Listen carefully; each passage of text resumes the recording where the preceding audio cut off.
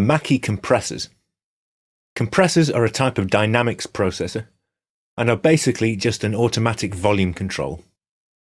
While they were originally invented to restrict the dynamic range of real-life audio signals to fit within the limited capabilities of early recording equipment, they have since become essential tools for modern pop or rock mixes and can be used creatively as well as to solve problems with dynamics. They are also one of the most common sources of confusion. The Mackie compressors can be found in the Mackie plugins folder of the filter list. The stereo and mono compressors have all the controls you would normally expect to find on a standard compressor, plus a graphic display of the transfer curve, making them useful to explain the basic concept. The graph displays input level on the x-axis and output level on the y-axis. And if the ratio control is set to 1:1, it will show a straight line, meaning that no compression will take place at all. If you increase the ratio control, you will see the graph change to indicate that signals above the threshold level will have their volume reduced. The ratio can also be changed by dragging the R symbol up and down on the graph, and the threshold can be adjusted by dragging the T symbol or using the knob on the left. The compressor will measure the input levels, and as long as they remain below the threshold, nothing will happen. When the level rises above the threshold, the compressor will start to reduce the gain according to the ratio you set. If you set a ratio of 2:1, then an input signal that is 10 dB louder than the threshold will be reduced so that the output is only 5 dB louder than the threshold. The gain reduction is indicated by the red line to the right of the graph. With a ratio of around 10:1 or higher, the level will hardly be allowed to rise above the threshold at all, and this is usually referred to as limiting. By definition, this reduces the dynamic range of your audio. The term dynamic range is often used by musicians to describe the difference between quiet, gentle passages and loud climaxes, and this is sometimes referred to as the macro dynamics of a piece. By contrast, microdynamics are the differences in level between different notes or within each note. If you need to adjust the macro dynamics of your music, you may be better off using volume automation. Compressors, on the other hand, are designed to control the microdynamic changes, which happen too quickly to correct by manually riding a fader.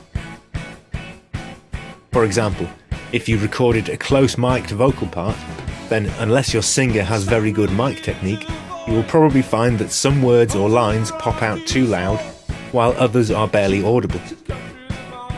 If you set the threshold of the compressor so that only the quietest signals stay below it, you can then set the ratio to make sure that the louder signals are kept under control. You can then use the gain slider on the far right to compensate for the gain reduction. This is exactly the same as turning up the channel fader after the compressor plug, except the gain control on the compressor will be bypassed along with the compression effect when you press the bypass button, which makes it easier to judge your settings. The attack and release parameters determine how quickly the compressor will respond to peaks and how quickly it will recover from them. It is important to set these parameters to suit the material you are processing.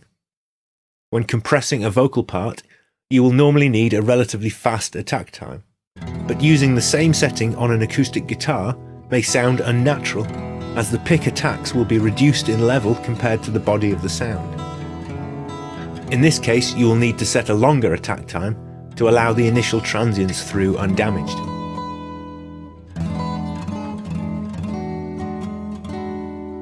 If you are compressing drums, the attack parameter can be used creatively to shape the dynamics.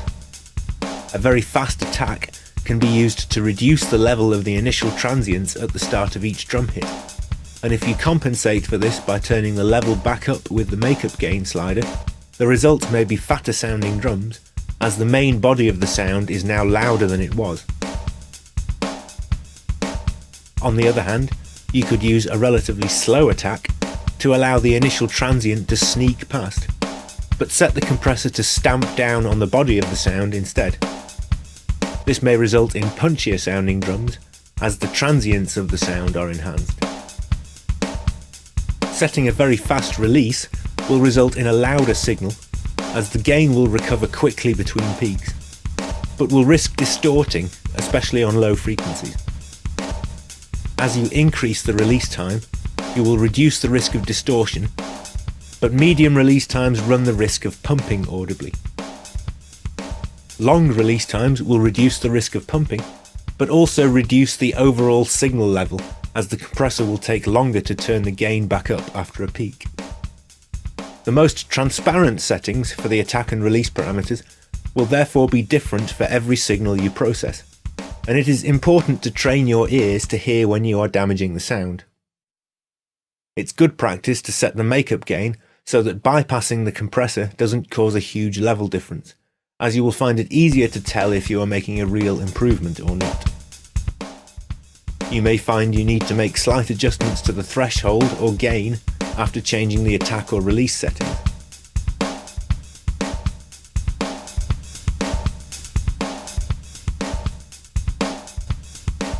If you have a setting you like but want to experiment with a bit more, use the copy function in the main menu, switch to memory B, and paste from the same menu. Now you can make further changes to the settings and switch between the two memories to make comparisons. As all this type of compression ever does is turn loud signals down, it is sometimes referred to as a downwards compression. This particular compressor is also a hard knee design, meaning the compression is applied immediately above the threshold with no gentle transition. Both mono and stereo versions of the compressors are identical, except of course the stereo version has two inputs and outputs instead of just one. In the stereo version, the two inputs are summed to mono before feeding the side chain, which measures the signal level. An identical gain reduction is then applied to both left and right channels in order to preserve the stereo imaging.